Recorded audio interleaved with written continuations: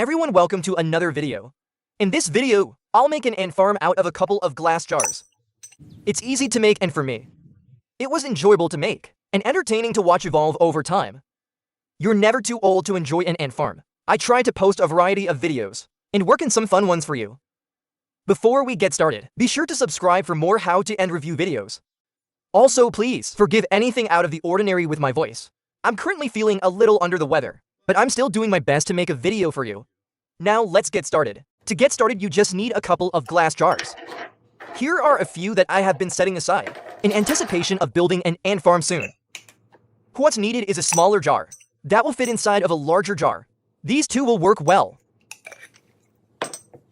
Next, remove the labels from the jars.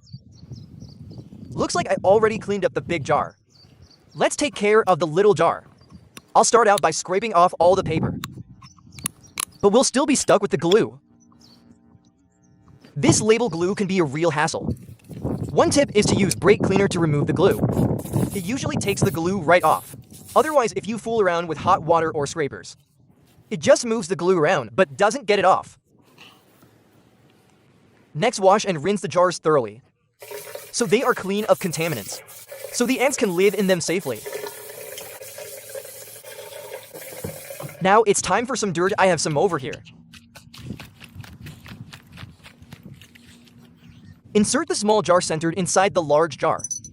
This will result with no dirt in the center, which will force the ants to dig their tunnels around the outside where you can see them.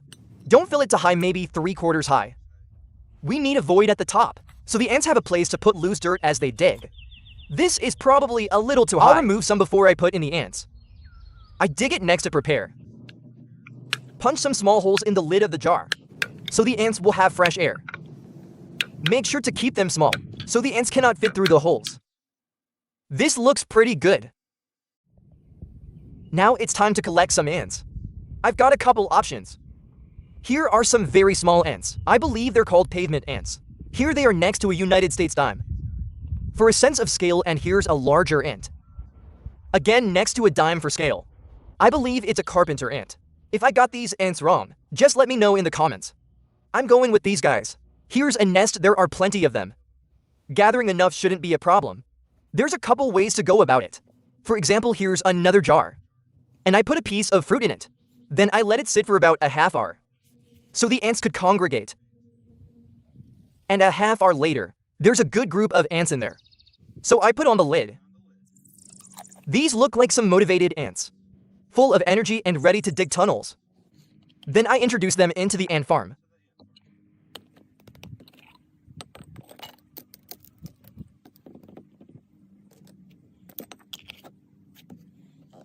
If you're up for it and if you're feeling fast, you could also just grab them and throw them in. It goes pretty quick. Here are a couple notes on collecting ants. First, make sure they are all from the same colony. Otherwise, if you collect ants from different colonies and mix them, they will fight to the death. This is not what we want. We want our ants to work together to dig some awesome tunnels. Second, I do not recommend getting a queen ant. A queen ant is required to sustain an ant colony long term. However, queen ants can live for decades and produce thousands of new ants. Your glass jar ant farm cannot support this. Just grab a handful of worker ants. They will still dig tunnels without a queen, and they should live for a couple weeks or a couple months on that note. Be aware that without a queen to produce new workers, the ant farm will only last for the lifespan of the worker ants. I'm going to keep this right here next to my terrarium. And ecospheres. These have been sealed up for about a year. They receive light and heat energy from the outside, but other than that, they are completely sealed ecosystems, and the terrarium has its own water and air cycle. Here's the terrarium. It has a rock layer for drainage, dirt plants, and I know there's some isopods in there for sure. It's been interesting to watch. I don't think any of these plants are the same as when I sealed it. Those have died and new ones have grown. It's an interesting cycle. The ecospheres are just dirt and water from a pond. I thought this one was completely dead over the winter, but there's some new stuff going on in there now. Oh, how to care for the ants. Ants dig in the dark. Ants dig in the dark. It's dark underground, so I made a simple shade out of black construction paper. Just wrap the black construction paper around the jar and tape it in place. Then cut the top so it's just above the jar. That was a pretty lazy cut. I've got to clean it up a little bit. Now they have a nice dark environment to work in. Ants also need food and water. About once a week, you can soak a cotton ball with water and set the cotton ball in the farm. This will provide water. I also put in a little piece of apple for food. Remove the cotton ball and the fruit and replace them with fresh ones about once a week.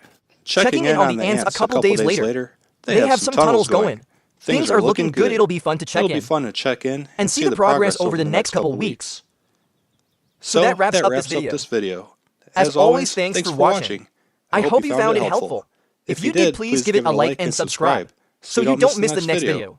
Drop any comments below, and I'll see you in the next video.